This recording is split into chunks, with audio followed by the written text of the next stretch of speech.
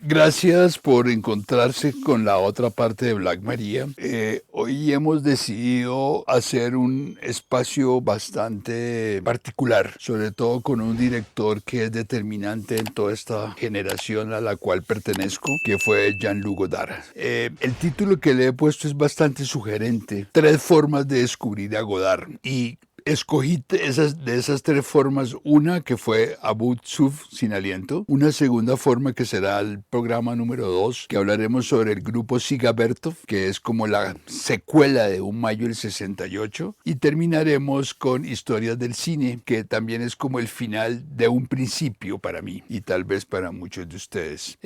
Por esto he tomado este texto, este bello libro que imprimió Española, la casa de videos que sacó todas las películas de Godard, que se llama Intermedio, e incluyó este libro que llama Jean-Luc Godard, Pensar entre imágenes, conversaciones, entrevistas, presentaciones y otros fragmentos. Como caso particular es una edición de Nuria Eidelman y Gonzalo de Lucas. Hablo de Gonzalo de Lucas porque hizo parte del grupo de invitados al seminario que dictó la Cinemateca Distrital de Bogotá junto con el argentino Ubiña, y ahí estaba Gonzalo de Lucas. Hay algo interesante para tomar en cuenta, sobre todo porque Sin Aliento fue el principio de la Nouvelle Vague y el final de una amistad que se fue deteriorando con el tiempo, al igual que la Nouvelle Vague que fue Abu Suf. Y dice esto tomado del periodo del año 60 al 62 de las recopilaciones que tiene este libro de Jean-Luc Godard, Pensar entre imágenes. Dice Godard: para mí rodar y no rodar son dos caminos diferentes. Filmar debe formar parte de la vida y debe ser una cosa natural y normal. La Nouvelle Vague, a la cual él comienza a iniciarse allí, se define en parte por esa nueva relación entre ficción y realidad. También se define por la nostalgia de un cine que ya no existe. Resulta que en el momento en que finalmente podemos hacer cine, ya no podemos hacer el cine que nos dio la gana hacer de cine. He hecho 4 películas en 3 años y estoy cansado. Me gustaría hacer una pausa. Lo que me preocupa es que ya no encuentro el pensamiento en términos de cine, pero no sé si esto es algo bueno o malo. Cuando hacía Sin Aliento o mis primeros cortos, una toma de Servais estaba hecha desde un punto de vista puramente cinemático, asegurándome de que su cabeza estaba en el ángulo cinemático adecuado, y además creo que era lo más importante y lo menos preocupante, porque realmente no sé si era bueno o malo, era Jan Serberg.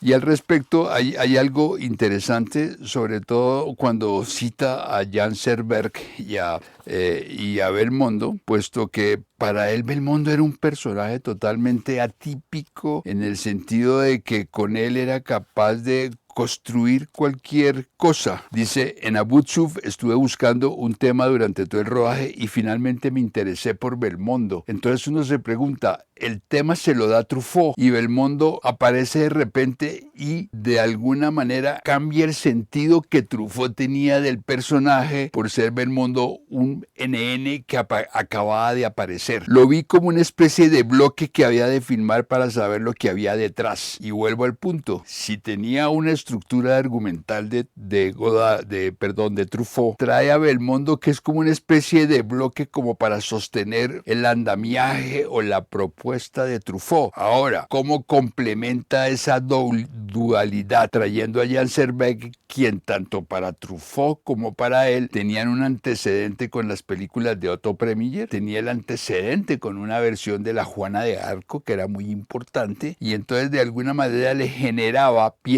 comparto con ustedes, una expectativa muy interesante. Serberg, como decía anteriormente, en cambio era una actriz a la que quería ver haciendo muchas cosas que me gustaban a él, no a la película. Eso venía de ese lado cinéfilo que ya no tengo. O sea, él alude que el lado cinéfilo se le cambia por una necesidad de volver a hacer cine. Ahora, recordemos que Jan Serberg fue determinante para un papel en el cual él no fue tan determinante, que fue el rol de las Panteras Negras en los Estados Unidos, cuando después de mayo del 68, que es el segundo capítulo, conoce a un militante del Partido Comunista, maoísta, que se llama Gorin, y de alguna manera tiene una leve referencia a las Panteras Negras, que a su vez habían trabajado con Penneback, el gran director del cine directo norteamericano. Pero eso es historia de otra parte. Ahora lo más importante es encontrar el concepto de este personaje que conoció Truffaut en un cineclub al cual asistía y del cual decía que era capaz de leerse, o más que leerse, asistía a las casas de los amigos cuando había algún evento, buscaba todos los libros y leía una primera página y una segunda o una última para tener un concepto global del libro sin leerlo. Esa misma concepción la creó en las películas. Veía solamente los 5 o 10 minutos y sobre eso construía lo que él creía que era la película, y Truffaut cita específicamente Pickpocket, la del ladrón, que es una película de alguna manera más moral dentro del concepto bresoniano, y la veía 5, 6, 7, 8 veces, pero veía solo de a 20 minutos, o sea, fragmentos. Uno se preguntaría hasta dónde estaba en condiciones de construir una historia azarosa que después va a conformar o va de alguna manera a desarrollar de una forma estética bastante singular, donde todos nosotros de una u otra manera podemos haber quedado un poco absortos de la estructura que trabajaba, sobre todo que recurría a un concepto de montaje a partir de los soviéticos. En ese momento estaba empezando el cine soviético. Siga Bertov, el hombre de la cámara, sigue hablando de Alfred Hitchcock como el gran padre del montaje con 2 planos, retomando la televisión, y vuelve nuevamente a hacer una comparación sobre Pickpocket, que era su película iniciática en el tratamiento de tiempo para construir ideas sueltas que van a dar surgimiento a lo que se denominó como una de sus obras dignas y determinantes para muchos, que fueron historias del cine. Y en ese sentido, Truffaut, leyendo este libro, Godard por Jean Collet, una edición de Monte Ávila Editores, edición venezolana de los años 70, cita la estructura básica de Sin Aliento. Leo los 2 primeros renglones. Dice: un muchacho había robado un coche del cuerpo diplomático una noche al lado de la estación de San Lázaro. Había huido por la ruta de Leal perseguido por una estúpida historia de códigos y faros. Había matado a un policía, que es la estructura que le hace al personaje. Y aquí hay algo interesante. Truffaut decía: esta historia del americano me había interesado. Era el personaje de Belmondo. Había hecho un flashback en la mitad del film y había imaginado que robaba un coche de noche para ir a reunirse con la muchacha Alear. Finalmente fue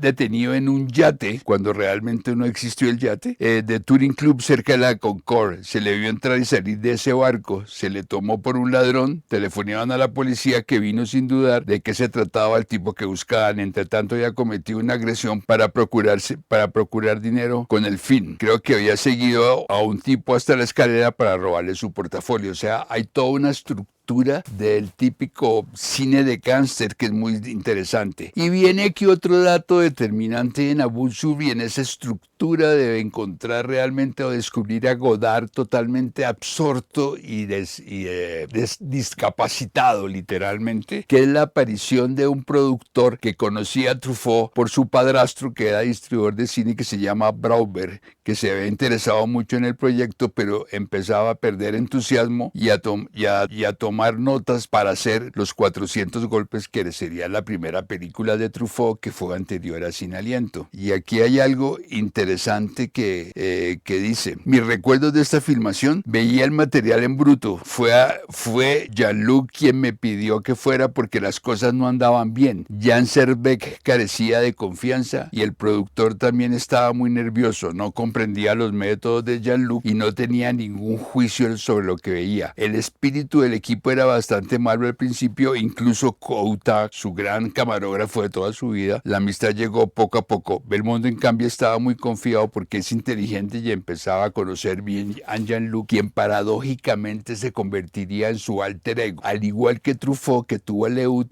Godard incluyó a Belmondo en películas muy determinantes de transición. Ese dato es interesante. Sin Aliento es el fin que prefiero entre todos los de Godard, dice Truffaut. Es el más triste, es un un film desgarrador. Hay en él una desdichada y profunda e inconclusa definición, como decía el gran surrealista Aragón, profunda, profunda, profunda. En efecto, Sin Aliento es un heredero del Atalán de Jean Vigo. El film de Vigo termina con Jean Dasté y Dita Parlo que se abrazan en una cama. Por cierto, aquella noche concibieron un hijo, y esta frase es maravillosa. Belmondo de Sin Aliento. El milagro de Sin Aliento reside en que fue hecho en un momento de la vida de un hombre en que normalmente no se dedica al cine. ¿Quién era ese hombre?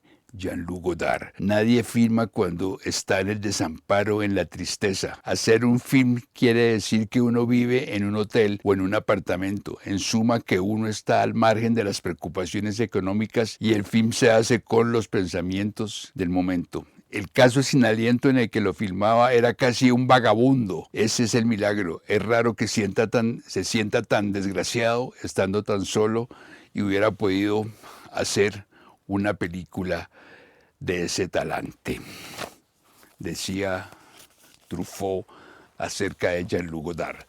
Lo paradójico de todo este primer descubrimiento es cómo logró aceptar en primera instancia, sobre todo porque su competencia directa y previa fue los 400 golpes, y después hace Sin Aliento e independiza cualquier concepto narrativo que ya de una u otra manera llevaba Truffaut, porque había cogido cierta ventaja en esa escuela cinematográfica francesa que se llamaría la Nouvelle Vague. Ese elemento de pugna que fue determinante años más tarde va a marcar dos elementos que son vitales: los conceptos de la crítica hacia ciertas películas, el gran odio literalmente que le podría tener a los directores anteriores, o sea, el cine de papá, una cierta tendencia hacia el cine francés.